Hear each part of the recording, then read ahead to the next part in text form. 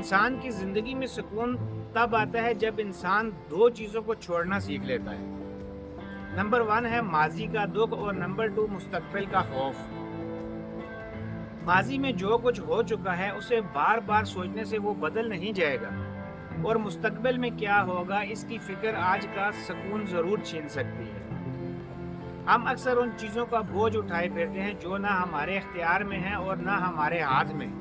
कभी गुजरे हुए लम्हों का अफसोस, कभी आने वाले दिनों का खौफ, और इसी दौरान हम वो लम्हा खो देते हैं जो हकीकत में हमारे पास आज है।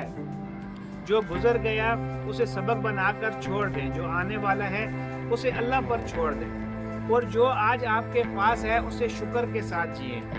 याद रखें, हर चीज़ को अपने काबू में रखने की कोशिश सुकून नहीं देती। बाज़ औक़ात सुकून सिर्फ इतना कहने से मिलता है, जो मेरे इख्तियार में नहीं है इसे मैं अल्लाह के हवाले करता हूँ। अपने दिल को माजी के बोझ और मुस्तकबिल के खौफ से आज़ाद करें। शायद सुकून आपके इतना करीब है जितना आपने कभी सोचा भी नहीं। अगर यह बात दिल को लगी हो तो इसे किसी ऐसे शख्स तक ज़रूर पहुँचाएँ जिसे आज इस याद दहानी की ज़रूरत है। Thank you.